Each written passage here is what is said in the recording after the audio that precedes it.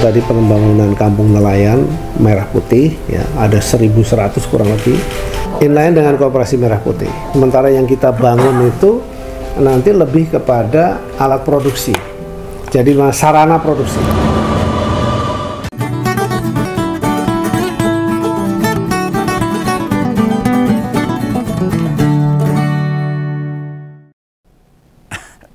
Sekali lagi nih, saya mau kritik visi misi program Pak Prabowo yang kadang-kadang bikin masyarakat bertanya-tanya, termasuk Begawan. Visi misi atau asta cita Presiden Prabowo itu sebenarnya gimana? Ya kok makin ke sini tujuannya malah makin ke sono. Bila di awal pemerintahan dalilnya mau efisiensi untuk anggaran, begitu jalan, yang sama-sama kita rasakan malah bikin APBN kita jebol. Itu. Setelah menebar dua program yang ada di kampanye, saya ini mak bedunduk judul program anyarne. Ya setelah makan bergizi gratis, lalu ada Koperasi Merah Putih. Nah sekarang muncul yaitu program Kampung Nelayan Merah Putih.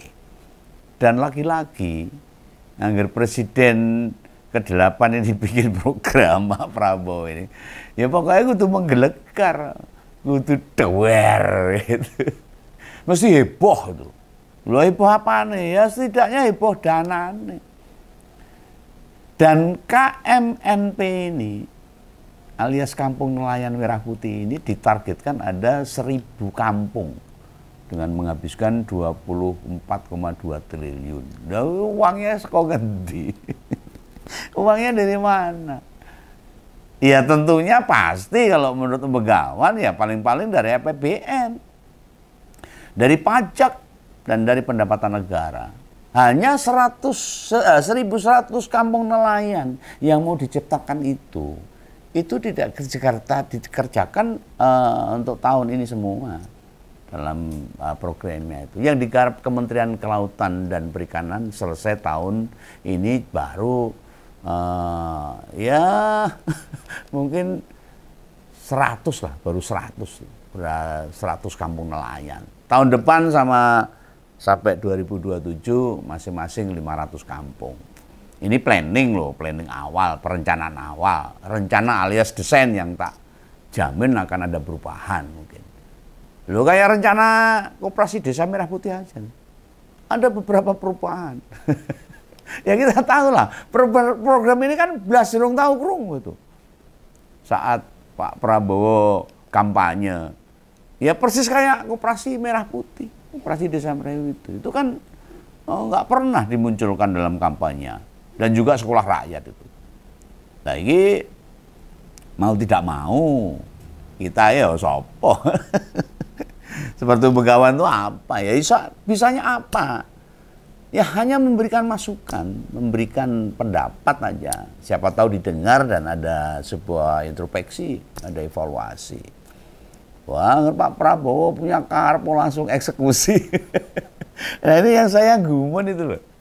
Rencana budget perkampungannya itu mengerikan sekali. Loh kalau total duit yang dicepake, disediakan tuh 24,2 triliun dibagi rata 1.100 lokasi.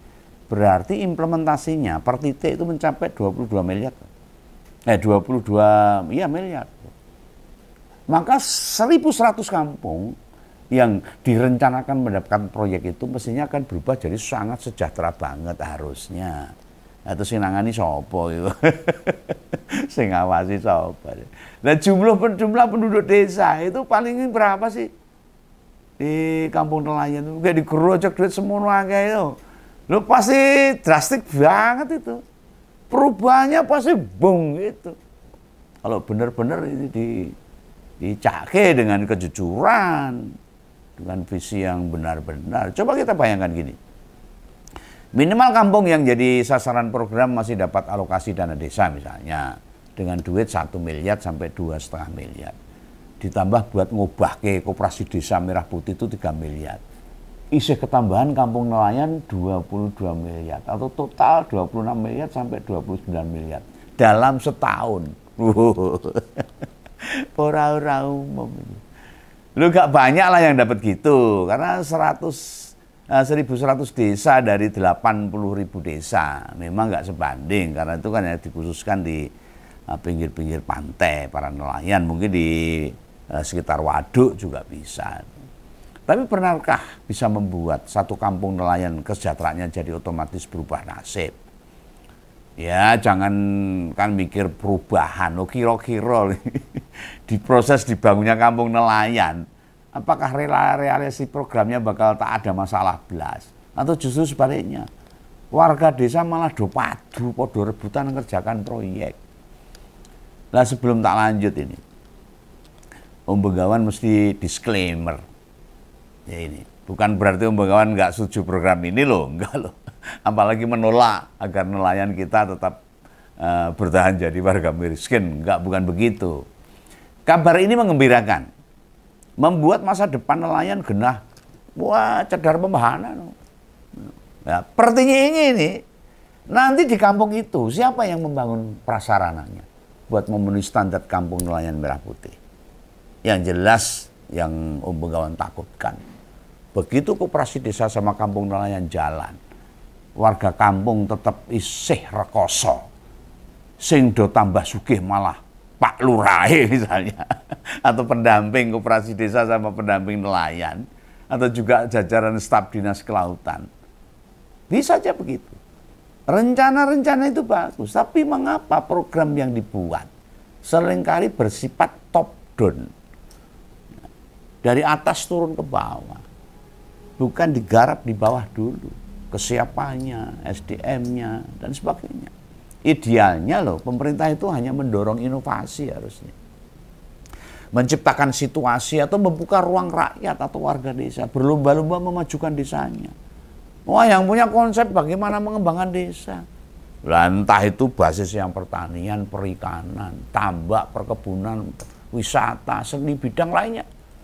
Kalau sudah jalan, ada SDM, ada lokasi, sudah siap semuanya, baru dibiayai. Biar tiap desa bisa tumbuh dengan dinamis.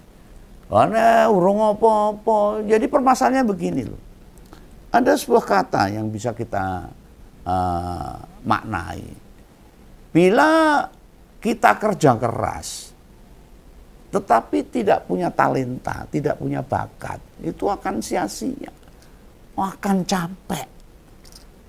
Tetapi kalau kita punya bakat, punya talenta, tetapi kita tidak keras, tidak kerja keras, ya akhirnya sama saja.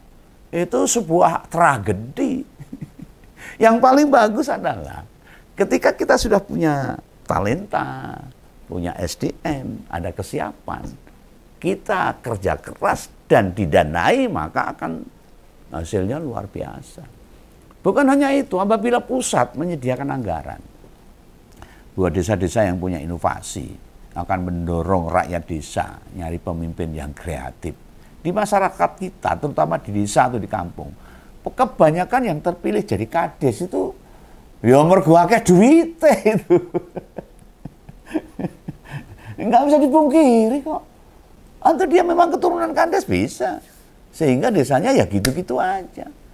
Desa sulit maju, anak mudanya pilih pindah ke kota. Dan di sektor pertanian nggak ada regenerasi, ya rusak semua. Ya ciptakanlah misalnya petani milenial gitu loh. Pertanian adalah sesuatu yang oke dan sebagainya. Kesiapan-kesiapan yang ada di bawah itu dipersiapkan dulu. Urung apa-apa, gerojok duit malah bablas. Lah harapan Begawan, rencana membuat 1.100 kampung nelayan Merah Putih, aja model kayak Sinterklas, dum-duman terus ditinggal. Lah untung skemanya gak kayak Kopdes Merah Putih, kabeh entuk dan nominalnya podo. Wis kuwi ra mendidik blas. Kenapa pemerintah pusat, kementerian-kementerian itu hobine bagi itu aja, bagi roto aja. Nah semoga di kampung nelayan Merah Putih ini nggak begitu. Dana yang dikucurkan harus berbasis proposal, ya toh, harus pengajuan, harus ada sebuah perencanaan dulu, desain proyek yang diajukan sama kampung nelayan. Dari berbagai informasi yang tak cari, Konsep besaran atau visinya itu belum tak ngerteni itu. Karpe opo, fokusnya mau bagaimana, belum tahu. Mestinya ada perumusan yang lumayan lengkap. Komprehensif lah dengan pilihan-pilihan beragam. Yang bisa diambil sama kampung nelayan. Jadi sebuah kampung itu bisa menyesuaikan sama potensi yang mereka miliki. Satu desa nelayan dengan desa nelayan yang lain itu mungkin berbeda. Kemampuannya, topologinya, lalu letaknya dan sebagainya, kondisinya. Kampung nelayan yang bisa ikut program ini bisa berupa penghasil ikan tangkap, bisa juga ikan budidaya, hingga wisata bahari. Kan tidak semua nelayan. Namun dengan metode target jumlah kampung, maka verifikasi yang mesti dijalankan sama Kementerian KKP itu bakal mudah ditembus dengan anggaran perkampungan mencapai 22 miliar. Lu tak jamin loh, nanti akan banyak itu calo-calo itu. Banyak makelar. Nah, ada pemain proyek berkeliaran. Tahu itu Indonesia itu kayak gitu tuh. Nah, sedangkan kita belum bisa mengharapkan dari kejaksaan, dari KPK, dari kepolisian untuk mengawasi dengan seksama. Oh, ngurusin dua aja bubrah, apalagi yang cilik-cilik tuh bisa lepas pengawasan.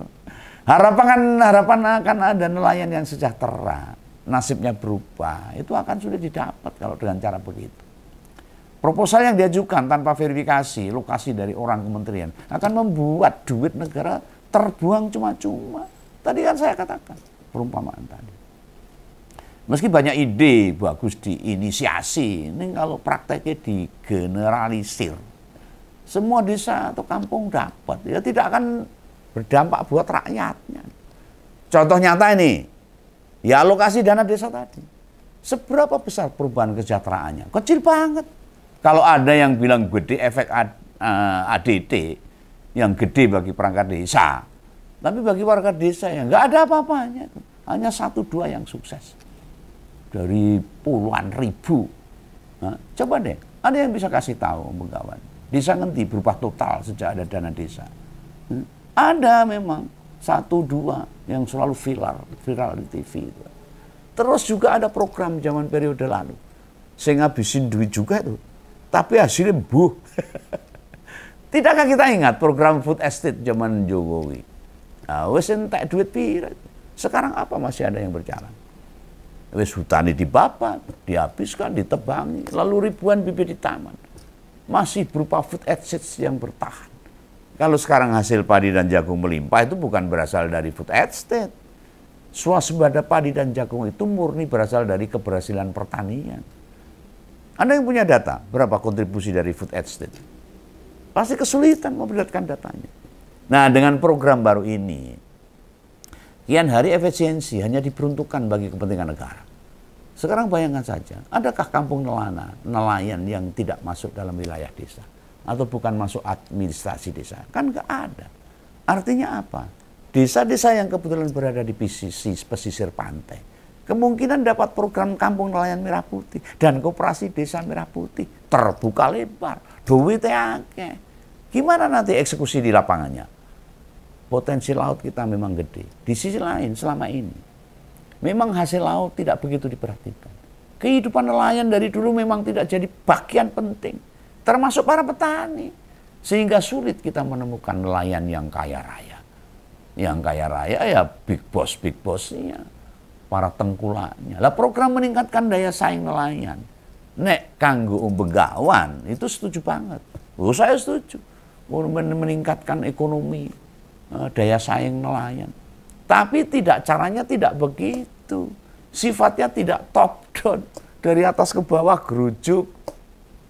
Harusnya Kementerian KKP itu menciptakan daya saing nelayan dengan basis komunitas atau kampung dulu. Bahwa konsepnya kampung nelayan merah putih ya monggo.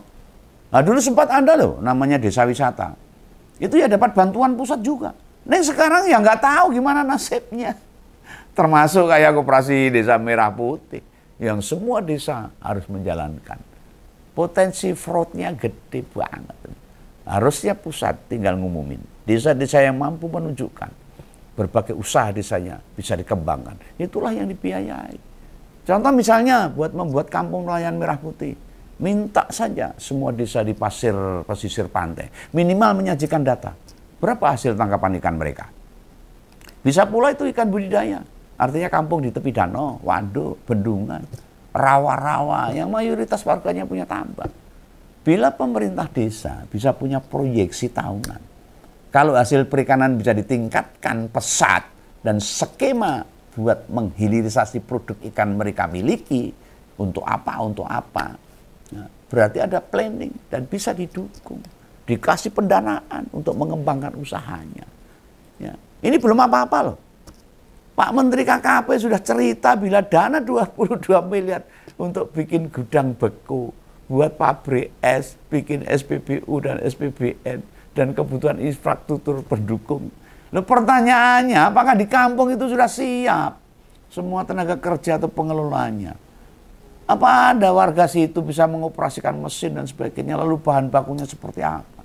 Berapa banyak nelayan yang butuh? Bakalan sulit deh caranya gitu. Bukankah untuk menghilirisasi produksi ikan bisa memakai dana koperasi desa dulu lah? Bagaimana pemilihan untuk dua program itu? Berdasarkan Kementerian Kelautan dan Perikanan, kita punya 12.000 kampung nelayan. Dan program Kampung Nelayan Merah Putih hanya disediakan untuk 1.100 kampung aja, atau 1% saja dari kampung nelayan se-Indonesia. Bila di persentase loh, ya tidak sebanding. Tapi penentuan 1.100 kampung mesti ada seleksi. Minta kampung-kampung itu bikin proposal dulu lah. Istilahnya buat mengajukan bidding, semacam tender gitu. Di KKP, semua yang memasukkan permohonan itu ya diseleksi, dicermati, bila perlu diuji lah. Jadi pemerintah benar-benar sudah memilih duluan, menilai dengan objektif daerah mana saja yang bisa dibiayai untuk dikembangkan dengan cara-cara menyeleksi pengajuan sekaligus buat menguji warga, buat merencanakan sesuatu. Lu jangan sampai loh proyek atau program begini hanya buat dipolitisasi saja, hanya kampung-kampung nelayan basis Gerindra misalnya, ini nggak nuduh loh, atau partainya Pak Prabowo misalnya ini. Terus juga kalau sudah di ACC tidak seluruh dana langsung diberikan, melainkan direalisasi secara termin 1, 2, 3 dan sebagainya. Tahapan-tahapan proyeknya mesti jelas ini. Sebab kalau semua uangnya dicairkan, berpotensi bobol duluan sangat besar. Kalau menurut Menggawan, bila rencana anggaran 22 miliar per kampung itu bisa buat 2.200 atau malah 3.300 kampung nelayan, artinya per kampung dapat 7 miliar saja, itu wis sak hubah. Bisa buat banyak hal dan akan membuat perubahan cukup signifikan. Semoga para nelayan di setiap pantai bisa mempersiapkan diri dan memahami seperti apa yang sekarang sedang terjadi, perencanaan koperasi desa Merah Putih. Semuanya harus siap, semua harus jujur, semua harus terbuka. Oke ya? Ini pendapat Begawan, salam Begawan, salam Ngompol, jangan lupa subscribe. Dadah.